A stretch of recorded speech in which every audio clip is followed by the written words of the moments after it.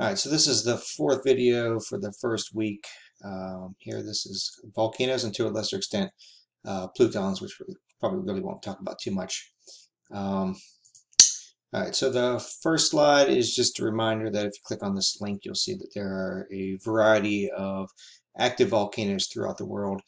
Most of them are, really not causing any concerns or problems at the moment, but there, occasionally there are larger issues around the world that end up in the news, and so trying to time your instruction with those in a timely manner is good. Sometimes trying to link to an active volcano. Um,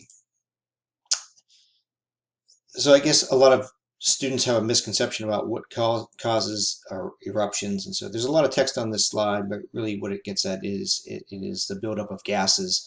Those gases are driving the eruption. So one of the common activities that we see in the elementary, middle school is the typical sort of volcano that you might have students make, combining baking soda and vinegar or something like that. I don't think there's anything necessarily wrong with that. You can probably force students a little bit to play around with it rather than giving them the directions, have them trying to figure out what makes a more explosive eruption, changing the percentage of the materials that they're adding. And that might help you sort of reach some of the conclusions that students can arrive at here from looking at what's driving the different eruptions and how explosive those eruptions are. And so that's sort of related here to these sort of two extremes here of volcanic eruptions. Those that are less explosive, ones where there's more like shield volcanoes where the magma is slowly flowing out, as opposed to those that are more violently erupting stratovolcanoes and cinder volcanoes. You'll see here that there are two sort of different kinds of magma, and so we'll get to those in a minute. But I'll probably say it a couple of times during this presentation. I think one thing that the popular media hasn't done very well with volcanoes, if you look at movies like Volcano or Dante's Peak, is that they confound or they combine together all of the hazards associated with a multitude of different kinds of volcanoes. And so I think a lot of people, after watching those movies, have in mind that there's sort of one kind of volcano and all of these hazards are associated with it. So one of the things that focusing on here is that there are multiple types of volcanoes, and each of them have their different hazards associated with them. And we see that here in terms of the thickness of the magma, or how viscous that magma is, which again is related to how explosive the volcano is going to be. All right. So here's just sort of the difference between, when we talk about a volcano and a pluton. We've already kind of talked about plutons because we've talked about cross-cutting relationships and dikes, and I think at one point we looked at a sill. Those are really the plutons, right? So these are areas within the Earth where there are either magma chambers or cooled magma. All right, and so the main focus of this picture is the vent that connects the magma chamber to the surface. That's important because, as we'll see with moving plates, sometimes that vent gets cut off.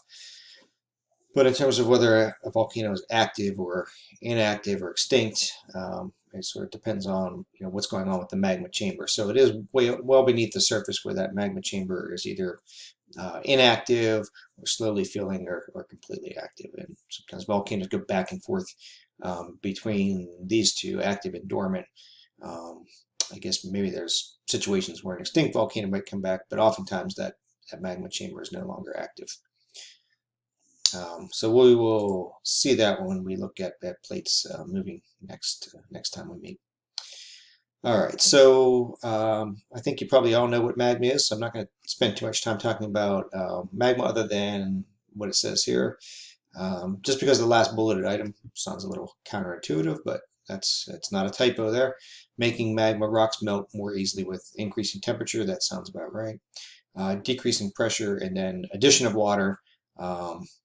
Yeah, more water makes it easier to melt. So you might think that interferes with magma because it's hot, but that is not the case. So here we get at the viscosity. So if you're not familiar with the term viscosity, I think the place we most often hear that is something like a motor oil commercial where they're talking about lower viscosity, meaning that the oil lubricates the engine, it moves through the engine well. And so low viscosity tends to flow very well. And so you see that here where this lava is slowly flowing out. Now, if you note here, we have the rock basalt, one of our igneous rocks. We have andesite, one of the other igneous rocks, and down here is that term felsic that we talked about in the igneous rock. And here we have rhyolite. So basically, these are the sort of three categories of volcanoes. You have your basaltic, andesitic, and rhyolitic. Sometimes you'll hear referred to that way, but different kinds of magma and lava because of the viscosity. So we'll see this again in some of the other slides. Low viscosity, it can run, it can flow long distances. So we see this in shield volcanoes that we're going to talk about. We'll get to the different types of volcanoes. Before that, the two main categories of lava, really the two extreme ends there. Both have interesting names, fun names to say. Pohoihoi is the first, and A'a is the second. So Pohoihoi is the low viscosity or very runny lava that we saw associated with things like shield volcanoes, where A'a is, as you see in the picture here, more jagged, slow-moving lava. So here's Pohoihoi, sometimes described as ropey, but it's kind of got a smooth texture when it cools, as opposed to this picture of A'a, which is extremely jagged, very sharp. Would, you know, if you were walking by with a pair of jeans on or something, it could easily rip your jeans. Very, very sharp glass-like structure. Kind of like, this is essentially sort of pumice stone. All right, so there's a lot of different types of volcanoes. We tend to focus on just a few of them, and we'll stick to just a few here. The shield volcanoes, stratovolcanoes, and where's the other one? Cinder cones. These guys here.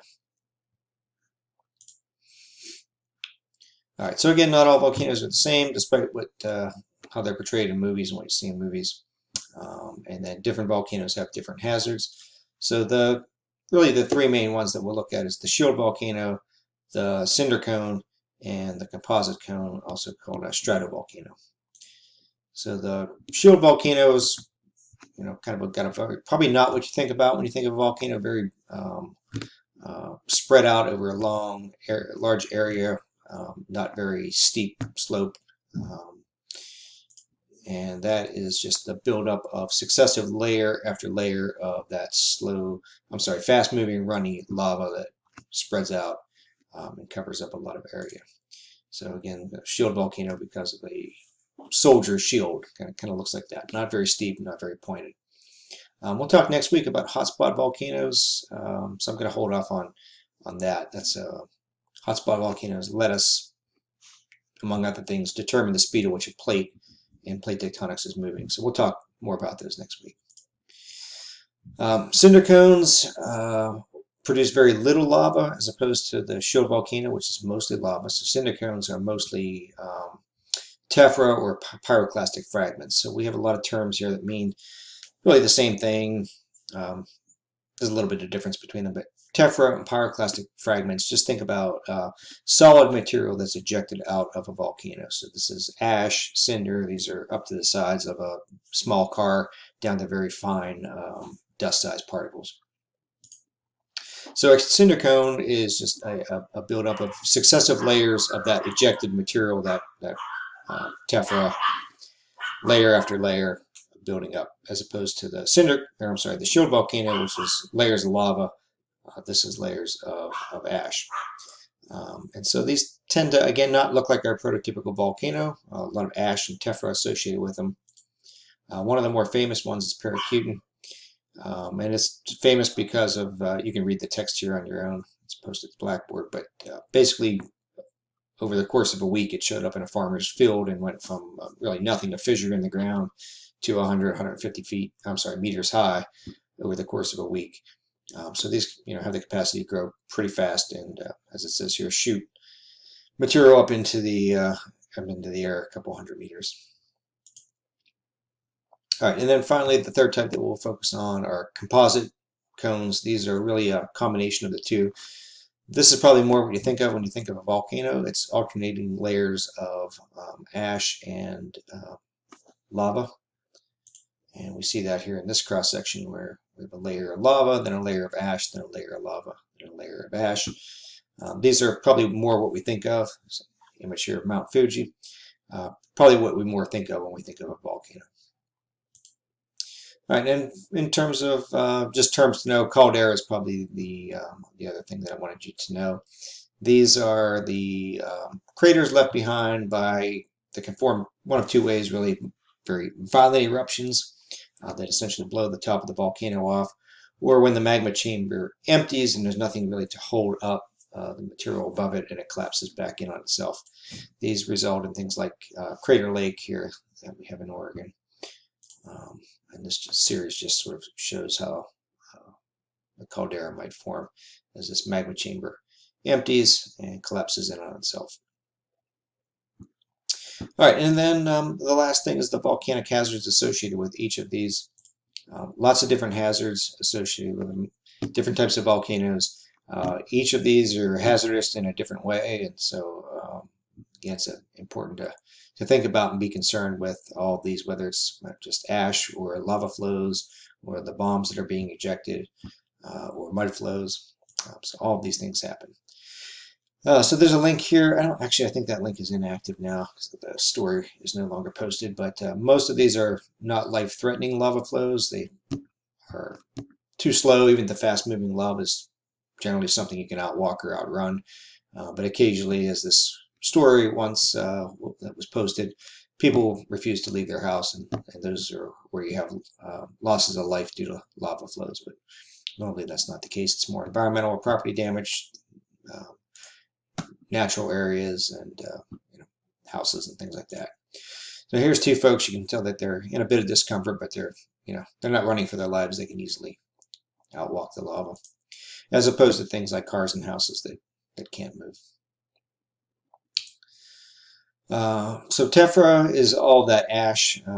So structural damage. This is that ash that can form layers of deposits on top of flat roofs and things like that. If you think about large industrial areas or shopping malls where they have flat roofs, that's where these cause damage.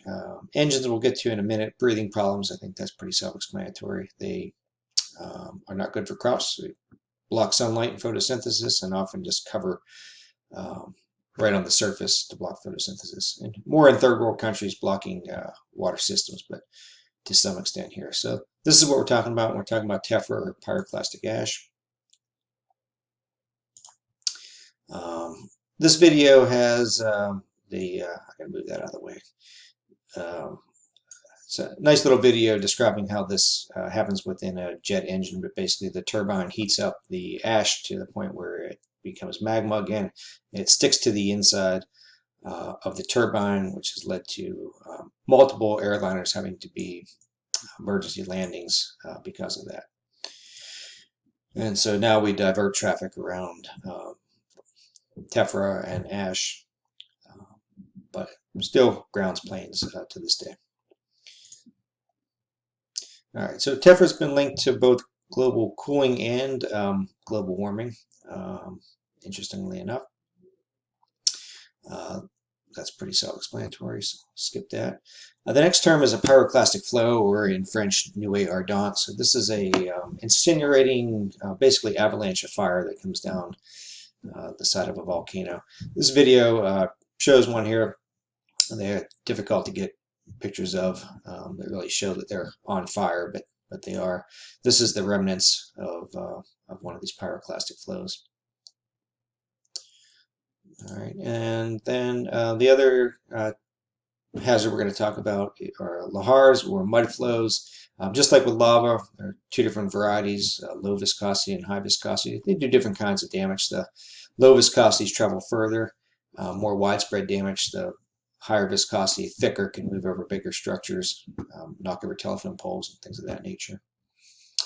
So both do different kinds of damage. They follow the path of least resistance, where water would follow, down valleys, and end up in towns and cities. The last is poisonous gas. Is pretty self-explanatory, and I can see that my timer is running out, so I'm going to stop there, and we'll maybe pick up talking about that on Tuesday. All right, that was a quick 15 minutes. See you.